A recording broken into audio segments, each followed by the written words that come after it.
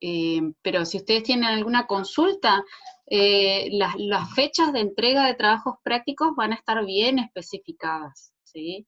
Ustedes no se tienen que apurar porque tenemos, básicamente tenemos todo el cuatrimestre para hacer y entregar trabajos prácticos. Eso no significa que no van a tener una fecha de entrega, pero no nos vamos a acelerar. Tampoco esto significa que si no nos aceleramos vamos a tener una cursada muy light, porque hay muchos conceptos nuevos en estadística que ustedes tienen que incorporar.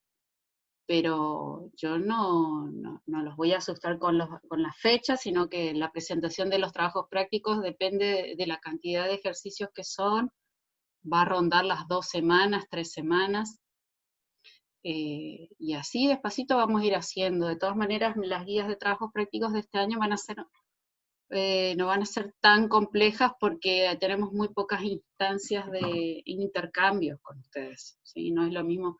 Antes teníamos, por ejemplo, ayudantes de cátedra, adscriptos de cátedra que daban clases a contraturno y colaboraban con ustedes, o sea, con los alumnos. Y en esta instancia no hay eso. Entonces, las guías de trabajos prácticos no van a ser tan complicadas. De todas maneras, las guías las vamos a ir resolviendo a medida que vamos a ir dictando la teórica, la parte teórica, y después con Alexis. ¿Cómo estás, José Emanuel? ¿Todo bien? Un gusto. Después vamos a ir resolviendo con Alexis los viernes, y mientras nosotros vamos cursando, vamos a ir resolviendo la guía de trabajos prácticos. Así que la fecha de entrega va a estar bien clara con una manito en el aula virtual. Ahí va a decir cuándo cierra, si se presenta digamos, en formato de Word o en formato de Excel, o si quieren subir fotos, pueden subir fotos. Y el que no puede subir al aula la guía de trabajos prácticos resuelta, la puede mandar por WhatsApp, pero tiene que dejar un aviso en el aula que me va a pasar por WhatsApp, o me puede pasar también por mail, pero ustedes no se preocupen. Básicamente la resolución es manual en el cuaderno, y el que ya maneja Excel y tiene una computadora con Excel, ¿sí? Que no es requisito fundamental, lo puede resolver en la computadora, que obviamente es mucho más fácil, ¿ok? Mucho más fácil resolver los ejercicios con Excel. Pero recién empezamos, o sea, ¿qué nos vamos a acelerar si igual cuarentena calculamos que va a seguir, ¿sí? Así que nada de, yo no soy tan estructurada ni tan rígida en ese sentido, relájense. Ahora vamos a volver a la presentación de la vez pasada para hacer un repaso de lo que es el circuito o los pasos a seguir cuando uno se plantea un trabajo de investigación, ¿sí? ¿Cuáles son los pasos que tiene que seguir para poder llegar a buen término y entregar un informe, por ejemplo? Eso le puede suceder a ustedes en su vida laboral, de que ustedes tengan que estudiar alguna cuestión de la vida real, ya sean sus propios estudiantes en algún momento cuando ustedes sean docentes, o tengan que hacer una investigación acerca de la producción de algún emprendimiento productivo, o de cualquier índole. Si trabajan en la industria, uno nunca sabe las vueltas que da la vida, ¿no? Entonces, conocer la población y tomar decisiones acerca de lo que está sucediendo siempre implica la implementación del método científico, ¿sí? Entonces yo voy a proyectar ahora mi pantalla. Y dejé acá para mostrarles, si se acuerdan, los que estuvieron participando en la clase pasada, o los que vieron los videitos, nos habíamos quedado en este circulito. A ver, ustedes me avisan cuando aparece.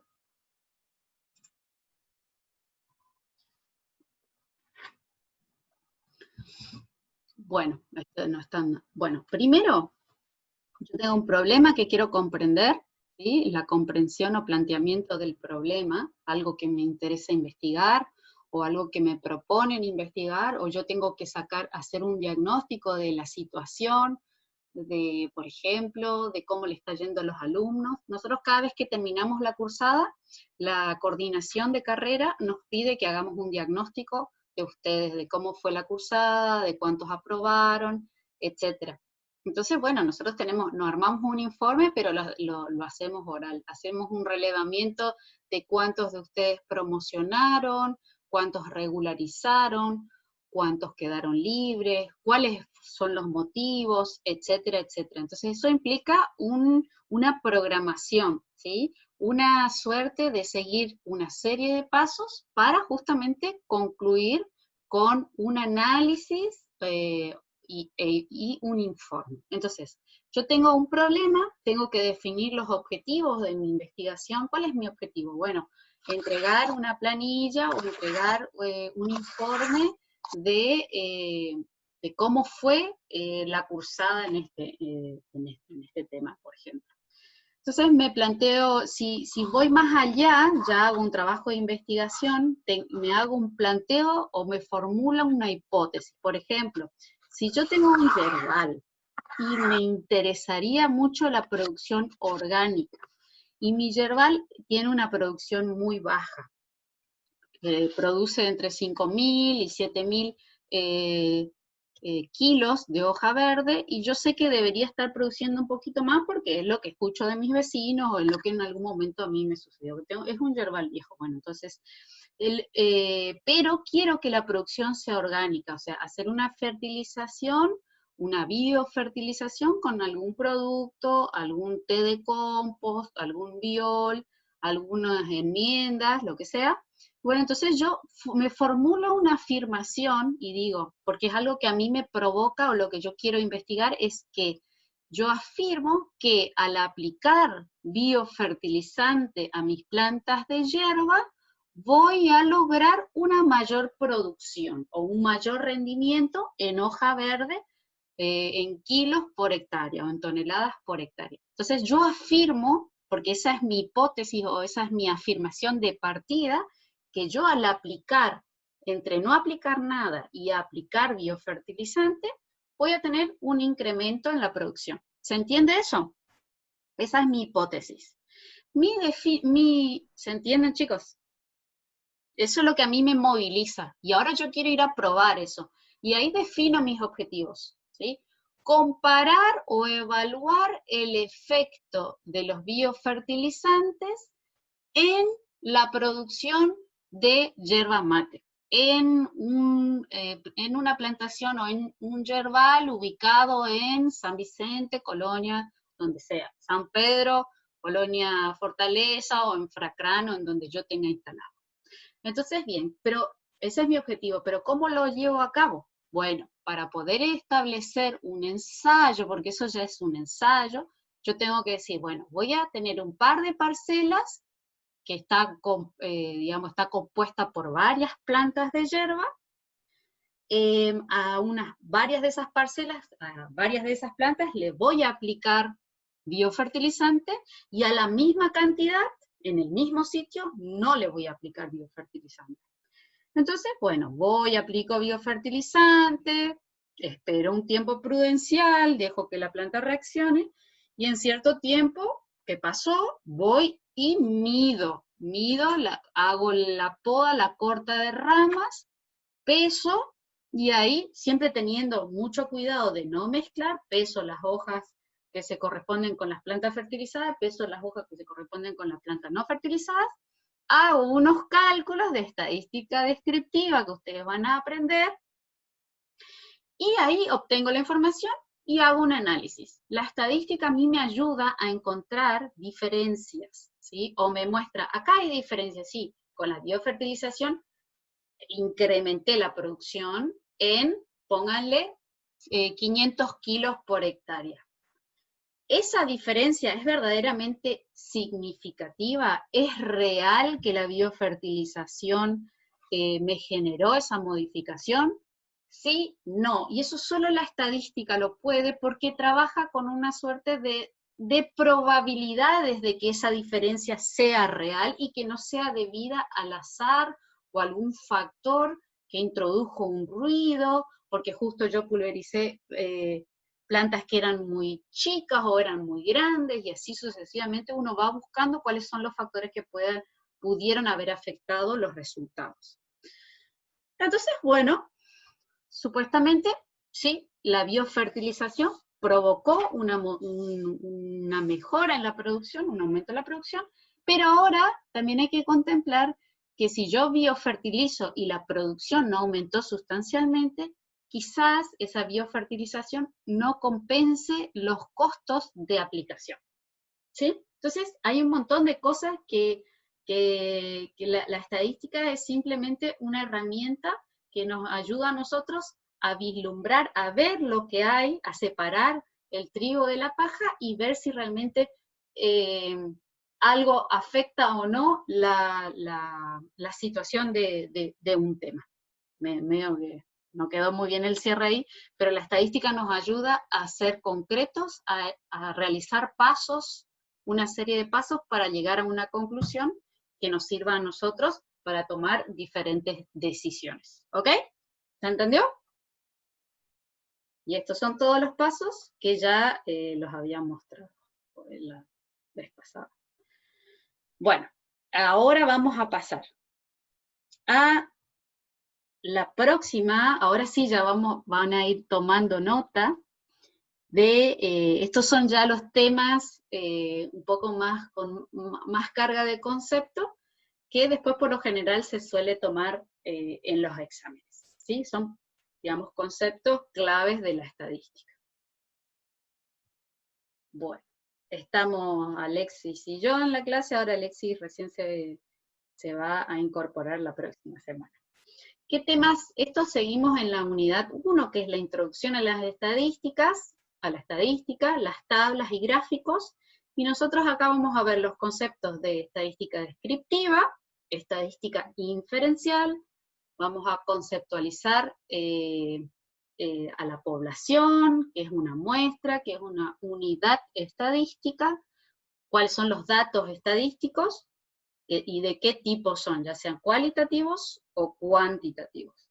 Cualquier cosa que a ustedes no les cierra bien, me preguntan, ¿sí? En el apunte, ¿sí? ¿Alguien quiere hablar?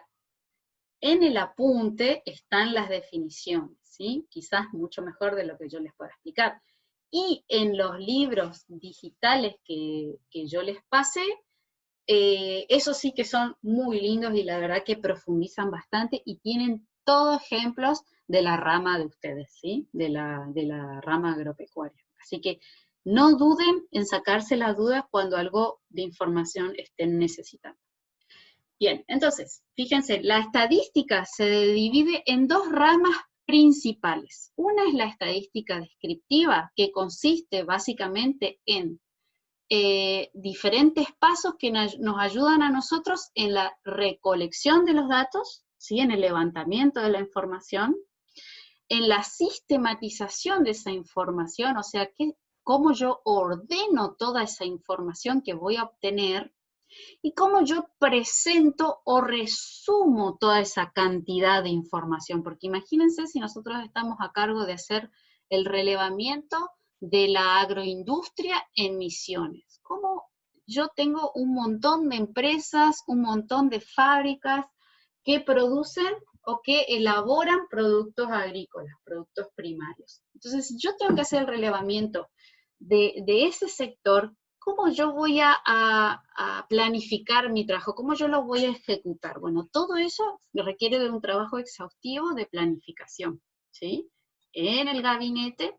Entonces, la estadística a nosotros nos va a orientar en cómo tengo que recolectar los datos, cómo los tengo que ordenar una vez que los obtuve, y cómo yo los tengo que presentar de la manera más adecuada y que se pueda entender. ¿Para quiénes? Principalmente para, en este caso, para los que van a tomar decisiones con esa información. La información nos ayuda a nosotros, la información que nosotros vamos a generar, a tomar decisiones y a obtener conclusiones que impliquen una modificación en esa realidad, ¿sí? Entonces, tenemos la estadística descriptiva y después está un concepto que se llama probabilidad o posibilidad, es que todos los fenómenos que ocurren en la naturaleza tienen una suerte de ley de probabilidad de que ocurran, ¿sí? Inclusive ustedes quizás no se estén imaginando ahora de cómo puede ser eso, que los fenómenos naturales o los fenómenos humanos se puedan estimar o predecir su ocurrencia, de que ocurran o no. Sí, hay modelos matemáticos, funciones matemáticas que nosotros podemos utilizar para predecir el comportamiento de ciertos fenómenos, ¿sí? Para hacer previsiones acerca de qué es lo que puede llegar a ocurrir, porque yo puedo tomar datos durante bastante tiempo y ver cuál es el comportamiento de esa variable o de ese fenómeno y decir, esto se comporta como una recta, ¿sí? Va creciendo con el tiempo, entonces yo puedo utilizar la matemática, ¿sí? El análisis matemático, para predecir ese comportamiento. Y finalmente, si yo puedo predecir que con cierto nivel de confianza de que eso ocurra, yo voy a poder tomar decisiones y obtener conclusiones más precisas, ¿sí? Puedo saber con anticipación qué es lo que va a pasar. Entonces, los alcances, ¿sí? Según los alcances, la estadística se va a dividir en estas dos ramas, bien diferenciadas, ¿sí? Estamos con la estadística descriptiva que les comenté recién, que se ocupa de recolectar, de presentar, de simplificar, de interpretar y de hacer un análisis descriptivo de los datos. ¿Qué significa eso? La estadística les va a proveer la forma en que, cómo tienen que ordenar los datos que obtuvieron del campo, de algún lado, cómo los tienen que ordenar, cómo tienen que armar gráficos y tablas que sirvan para representar la información de manera resumida y cómo hacer diferentes cálculos de valores que resuman un gran conjunto de datos. Algo que ya les puedo adelantar es calcular el promedio de cierto valor. Por ejemplo, ustedes ya calcularon muchas veces el promedio de sus notas. Bueno, podemos calcular el promedio de edad de todos ustedes, de los alumnos que cursan bioestadística, el promedio de las alturas, el promedio de los pesos, el promedio de número de hermanos que tienen cada uno de ustedes, el promedio de número de materias aprobadas o desaprobadas, materias cursadas. Entonces, esa es la estadística descriptiva. Describe el conjunto de datos. Nos ayuda a recolectarlos, a ordenarlos y a obtener información. Y después está la estadística inferencial, de la cual también usa la estadística descriptiva, que nos enseña a nosotros cómo tomar la muestra, ¿sí?, de una población que nosotros conocemos, analizar la muestra, ¿sí?, porque yo no voy a abarcar toda la población, sino que analizo esa pequeña porción o subconjunto de la población y obtener resultados de la muestra y inferir acerca de la población. ¿Qué significa? Yo saco conclusiones respecto de la población, pero simplemente haciendo uso de la muestra. Tengo la muestra se comporta de cierta manera y yo infiero de que la población tiene el mismo comportamiento. Entonces saco conclusiones acerca de la población en base únicamente de la información que me provee la muestra. ¿Eso está claro? Estadística descriptiva y estadística diferencial. En la estadística inferencial también se hace estadística descriptiva. Es como que la absorbe a la estadística descriptiva. Pero básicamente es, tomo una muestra, analizo la muestra, concluyo y digo, en base a los resultados que se obtuvieron de esta muestra, la población tiene este comportamiento. La gran mayoría de las veces yo no puedo abarcar toda la población. Piensen, por ejemplo, que si yo estoy analizando todas las granjas cunícolas que producen conejos, que crían conejos, perdón, no se producen, se crían, de la región norte, o la cuenca caprina o la cuenca ovina de la región sur. ¿Cómo yo voy a analizar toda esa información? Bueno, entonces voy a sacar una muestra o estoy interesada en la sanidad de los animales, de los vacunos de la región norte, noroeste. Voy y hago voy y muestreo algunas granjas y veo cuál es el estudio. Y ahí puedo sacar una conclusión calculando el porcentaje, por ejemplo, de ganado afectado por cierta enfermedad, ¿sí? Bueno, entonces a eso nos vamos a dedicar en todo este momento. Entonces, la estadística descriptiva nos provee un conjunto de métodos para organizar, resumir y presentar datos de una manera informativa. ¿Cuáles son los resultados típicos de la estadística descriptiva? Estos tres. Los resultados o las herramientas típicas que usamos en estadística descriptiva son tres. Las tablas, ¿sí? Ordenamos los datos en tablas, en gráficos, y en medidas que nos van a caracterizar al conjunto de datos que estudiamos.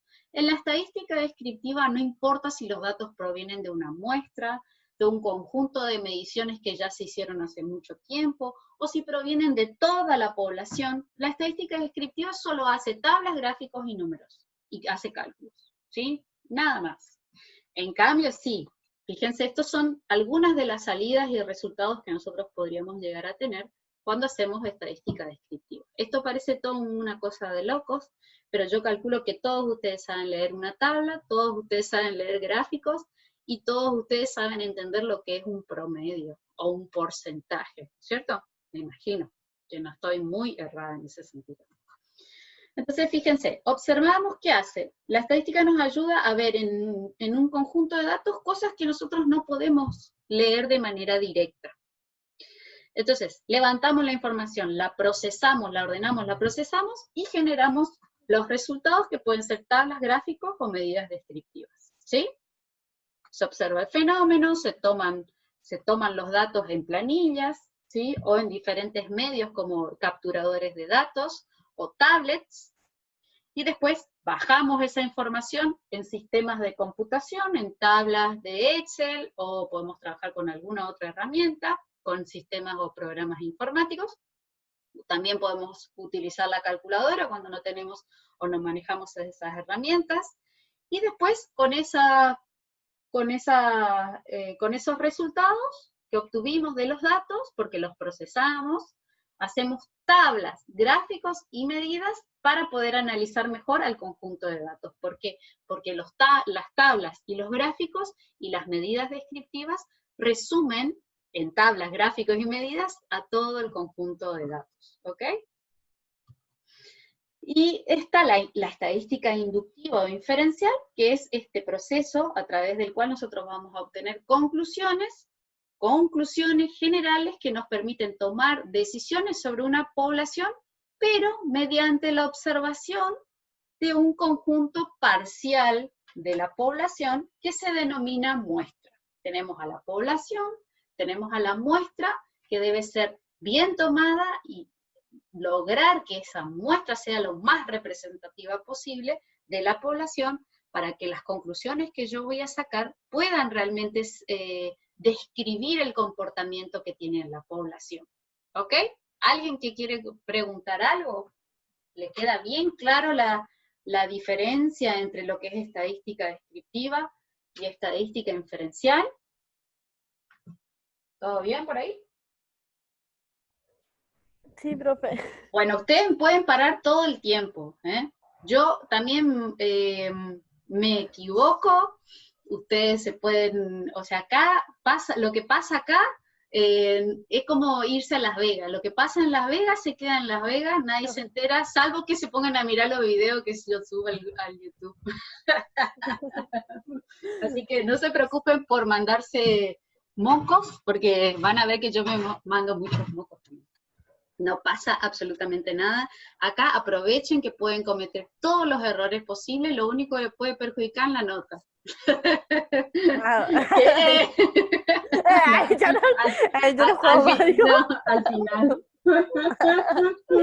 Al final. No, acá nadie se perjudica, así que prefiero que compartan, que pregunten, que se saquen las dudas. Yo sé que a través de este sistema, a través de esta modalidad, es más difícil interactuar. A mí, yo no tengo problema. Si ustedes quieren preguntar, preguntan. Si no quieren preguntar, se mantienen callados, yo no tengo ningún problema. Es triste, pero bueno, es la realidad que nos toca vivir hoy por hoy, no pasa nada. ¿Ok? Bien, entonces acá fíjense, era lo que en forma gráfica lo que les estaba diciendo. Tenemos a la población la cual nos va a entregar los verdaderos valores, por ejemplo, de la media, de todas las alturas que tienen las araucarias, de el rodal nativo que está, por ejemplo, en el Parque Piñalito, ¿sí? Hay un número finito de araucarias, que si yo voy y las mido a todas y calculo el promedio de altura, va a ser un valor real, el verdadero valor. Pero bueno, yo no tengo la suerte de contar con recursos ilimitados, ¿sí?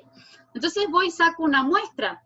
Entonces extraigo una muestra, ¿sí?, de algunos elementos que componen a la población y obtengo lo que se conocen como estimadores, ¿sí? Que puede ser el promedio, pero es el promedio de la muestra.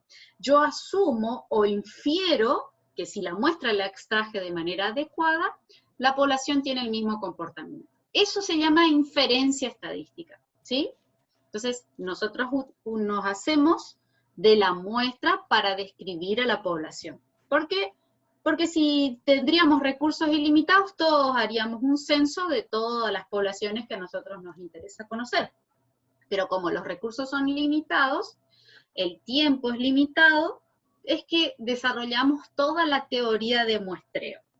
Otra cosa, si todos los elementos que componen a una población serían iguales, con sacar un solo elemento, nosotros ya podemos describir a toda la población. Pero gracias a la variabilidad que existe entre los individuos, entre los elementos, entre las unidades estadísticas, es que la estadística se desarrolló. Por esa variabilidad, por esa dispersión, por esas diferencias que existen entre los seres vivos, entre, por ejemplo, cuando yo tengo un proceso industrial y estoy produciendo algún bien, yo tengo que mantener controlado mi producción, entonces hago medidas constantes y siempre veo que hay diferencias. Por ejemplo, si yo tengo un aserradero y corto unas tablas en ciertos espesores, esos espesores no siempre van a ser iguales. Se trata de que sean lo más parecido posible, pero siempre va a haber una variación. En unos 10 minutitos se corta y vamos a volver a conectar. Bueno, entonces vamos a los conceptos básicos que son, ¿qué es una población? Algo pasó, voy a dejar de compartir. Ahí están diciendo que no está funcionando la señal, no se preocupen, esto va a quedar grabado. Entonces, acá quedamos, voy a volver a compartir.